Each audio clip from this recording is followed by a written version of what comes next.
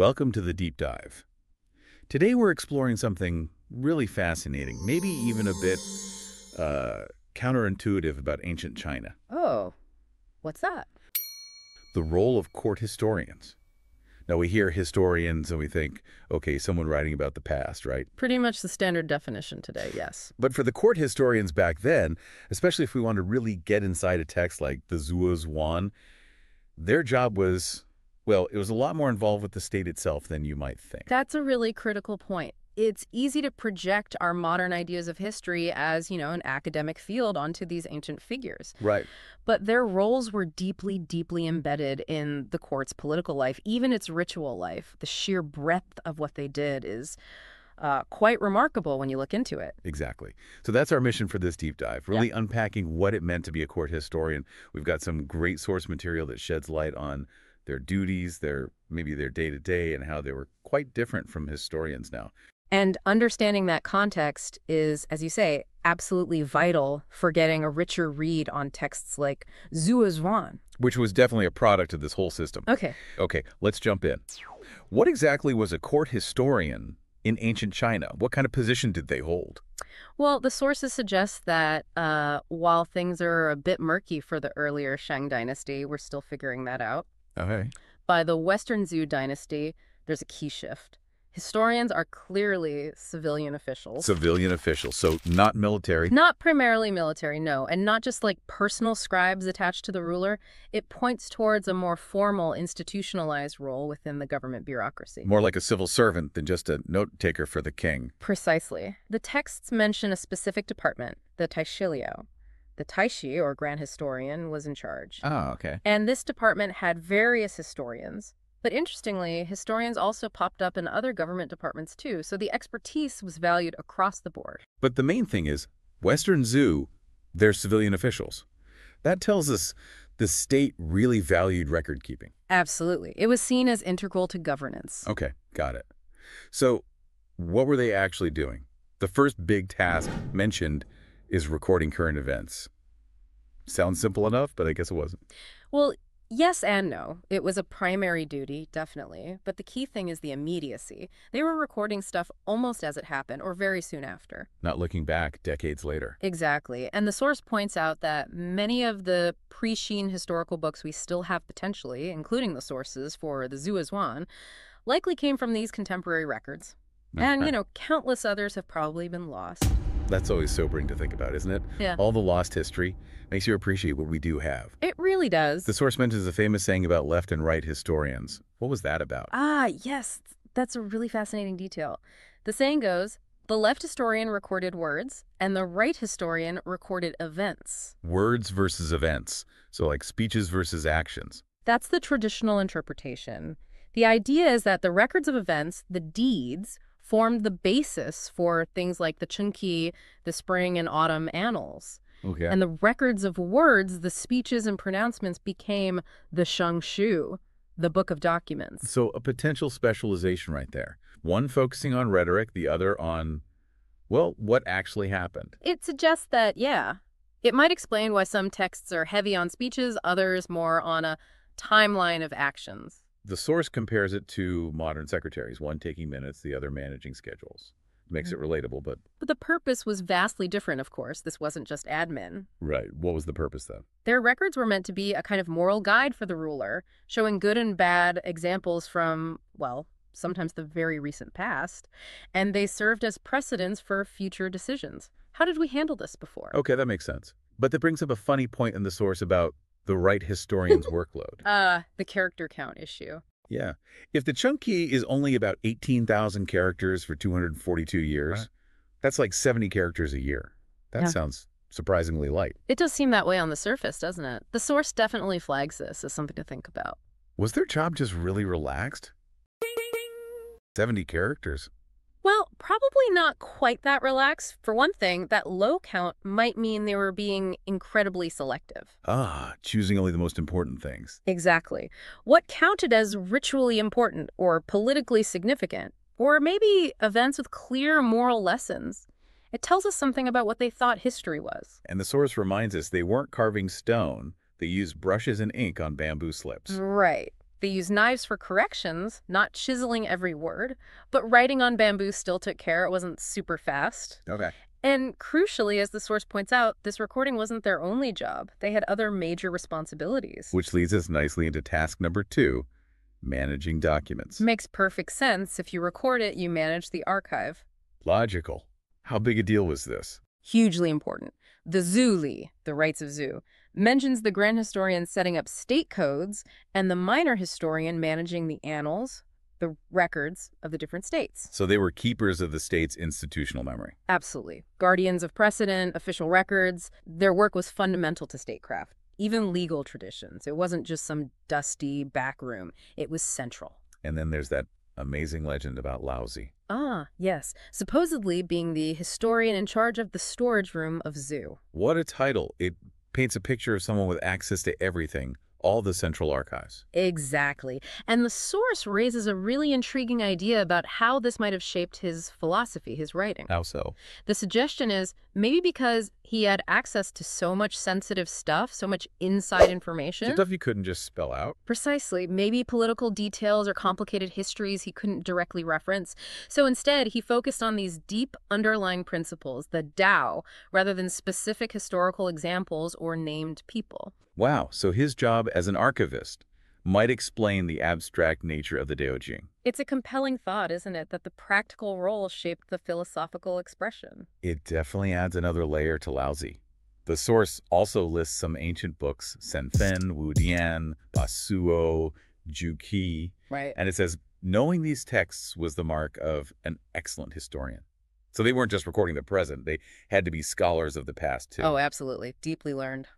While we don't know the exact contents of all those specific books, many are lost or debated. Okay. They represent the collected wisdom, the history, the foundational stories of earlier times. San Fen and Wudian often linked to legendary rulers, myths. Basuo and Juqi, maybe more dynastic histories. So mastering these gave them What? a huge library of examples in their head. Exactly that. A vast reservoir of precedents, moral tales, foundational knowledge. It wasn't just about last week's events. It was understanding the long sweep of history, seeing patterns, drawing connections. Essential for their other jobs, I imagine. Crucial, especially for the next task. Task 3, providing consultations. Now, this feels really different from a modern historian. It really does. They weren't just passive recorders or archivists. Rulers and other big figures actively sought their advice. Based on their historical knowledge. Precisely. Using the past to shed light on present problems and, crucially, potential futures.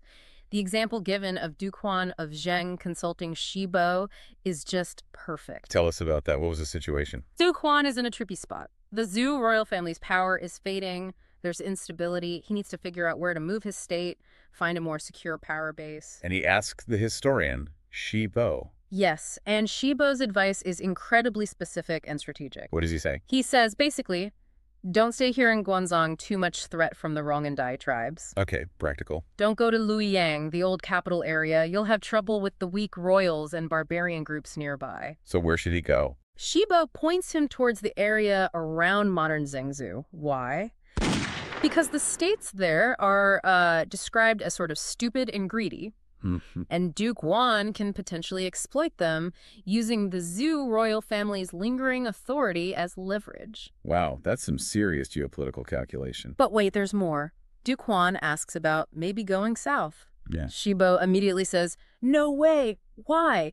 Because the state of Chu is going to become incredibly powerful down there. He sees it coming. It's like he's predicting the future. It really feels like it. And then he goes on to predict the eventual rise of other major powers, Qi, Qin, and Jin, alongside Chu. And he gives reasons. Yes. He links their future success back to their ancestors, people who had great merit or achieved big things but maybe weren't fully rewarded way back when. It's this amazing mix of history, genealogy, and almost uncanny foresight. It almost sounds too accurate, as the source notes. How could they be so precise? That's the big question. The source suggests their written records might have been quite brief, like we discussed with the Qingqi. Acting more like notes, maybe? Sort of like memory aids.